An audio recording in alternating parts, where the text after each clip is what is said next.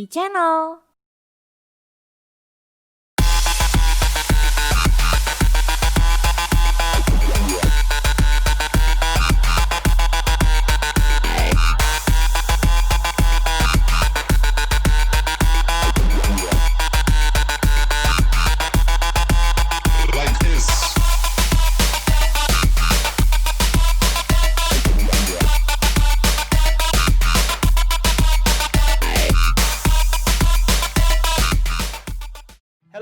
Updaters, what's up?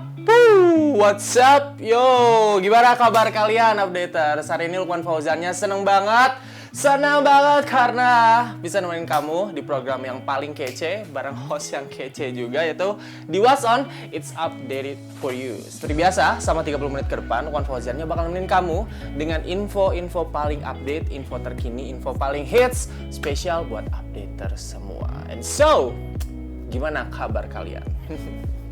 Apakah kalian sekarang sedang kayak, aduh, aku teh capek kak, cenaya, sekarang udah keluar wae gitu kan, yang kerja udah mulai kerja, ada beberapa perusahaan atau tempat kerja yang memberlakukan WFO, terus ada juga kalian yang nongkrong tiap hari ya, karena sekarang kan sekolah nggak ke sekolah, kerja juga dibatasi atau kegiatan yang lainnya dibatasi. Jadi ya aku mah mending ngopi we tiap poe.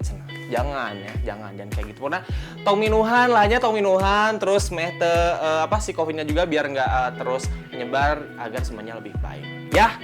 Dan untuk berita pertama, berita pertamanya Lukman mau ngasih tahu kalian updaters yang kayak, oh my god, aku udah gak sabar banget pengen sekolah kak. Ini ada berita baik buat kalian updaters, karena sekarang di Jawa Barat itu udah mulai akan dibuka kembali sekolah. Kalian udah bisa datang sekolah terus belajar kayak biasa. Kan biasanya kayak kalian daring atau kayak gimana, sekarang kalian udah bisa sekolah seperti sedia kala. Tapi sedia kalanya ya nggak sedia kala banget gitu. Masih ada beberapa aturan begitu ya. Nah, si kegiatan belajar mengajar ini itu akan mulai dicoba di tanggal 18 Agustus 2020. Nah, si sekolah yang akan dibuka itu khusus untuk daerah yang didapatkan label zona hijau. Itu kurang lebih ada 270 kecamatan di Jawa Barat gitu ya. Terus si pembukaan kegiatan ini itu ada beberapa proses. Gak langsung brak semuanya kayak dari TK sampai mana dibuka, enggak. Ini bakal dimulai dari SMA. Yang tanggal 18 itu SMA ya. Terus kalau misalkan nanti lancar, ternyata tidak ada kelonjakan pasien baru atau kayak gimana, itu 2 minggu kemudian SMP baru dibuka, terus 2 minggu kemudian SD dan seterusnya begitu ya. Ini catatannya adalah kalau misalkan tidak ada lonjakan pasien ya, kalau misalkan ternyata jeder, amit-amit nauzubillah min dzalik, ternyata naik lagi ya, itu diurungkan seperti itu ya. Terus kalau misalkan untuk aturan-aturannya, ini pastinya ya gak sekolah kayak normal gitu. Kalian pasti ada beberapa protokol kesehatan yang harus diikutin ya.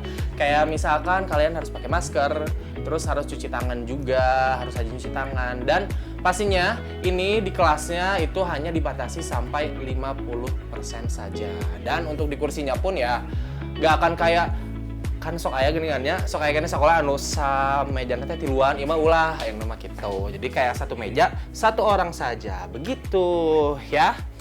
Next, ini Lukman mau ngasih tahu info buat kalian, buat kamu, para ibu-ibu, bapak-bapak, mamah muda.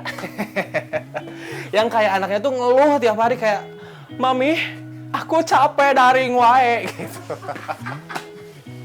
Ya, ini Lukman mau ngasih tips buat Mahmud di rumah ya, buat papa idola juga, tentang bagaimana mengantisipasi agar anaknya tidak bosan sekolah daring. Nah, untuk para orang tua yang anaknya masih kayak harus melaksanakan sekolah daring, ini ada beberapa tips biar anak ibu dan bapak tetap bersemangat dalam sekolah ya. Nah, tips tersebut ini diantaranya, pertama yang paling wajib bingits itu ciptakan suasana belajar yang tenang gitu loh. Jangan kayak itu budak keur diajar ya. Iya, nu bapana kalau karaokean kan liar. Ya, pusing aku teh gitu. Terus yang kedua itu harus terus didampingi selama belajar si anaknya. Terus juga tetapkan target fokus belajar anak, misalkan kayak belajarnya 1 jam nih. Nah, selama 1 jam itu kasih break. Kayak breaknya 5-10 menit lah gitu. Terus untuk belajarnya juga ya kayak misalkan kasih afeksi dikit lah. Misalnya lagi belajar, ini nih ada kue buat kamu nah. Itu teh budak teh atoh bu asli. Asli itu mah atoh pisan ya. Jadi buat updater semua juga di sana, mama muda, papa muda, atau kalian yang harus sekolah daring, pokoknya tetap semangat ya. Jangan bermalas-malasan, jangan kayak aduh aku ini di rumah terus kayak ya udah santai aja kayak gitu. Oke.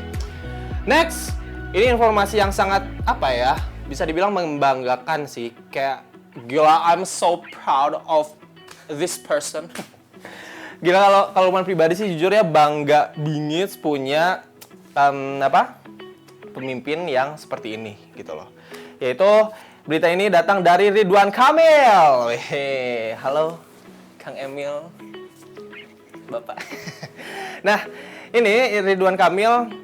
Kenapa Lukman bisa bilang ini sebagai berita membanggakan? Karena Ridwan Kamil itu sekarang sedang menjalani tes medis untuk menjadi relawan vaksin COVID-19. Wow. Keprok, Bardak, keprok. Gila. Bangga banget aku tuh.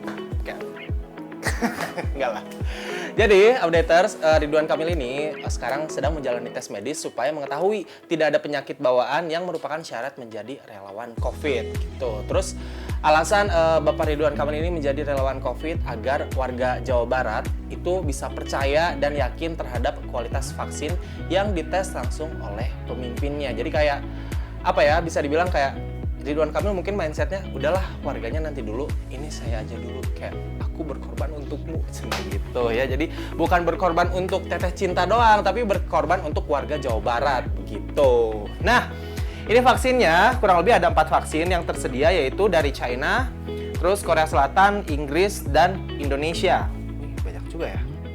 Dan saat ini yang paling siap banget diuji itu berasal dari China. Pokoknya semoga semuanya berjalan lancar ya, dan semoga vaksinnya juga bisa bisa berhasil, bisa cepat berhasil begitu ya. Next, ini Lukman mau ngasih info juga tentang penyebaran masih tentang COVID-19, karena sekarang itu ada klaster baru tempat persebaran si COVID-19 ini, yaitu kantor. Tadi Lukman udah bilang juga karena sekarang banyak juga tempat kantor yang mulai dibuka, udah mulai pada WFO, work from office.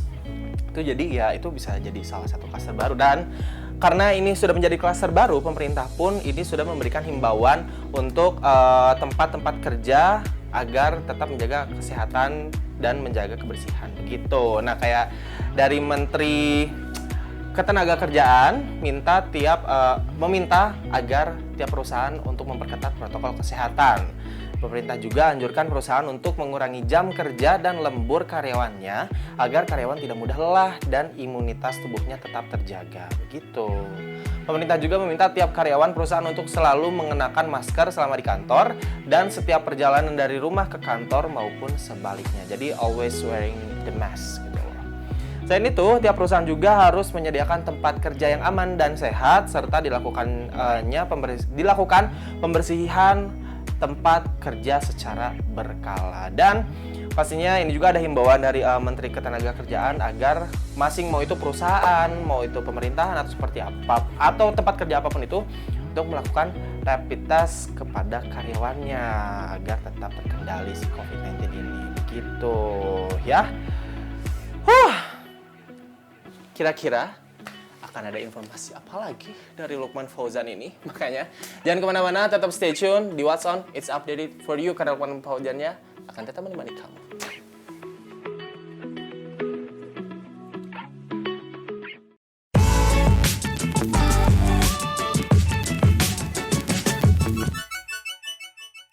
E-Channel.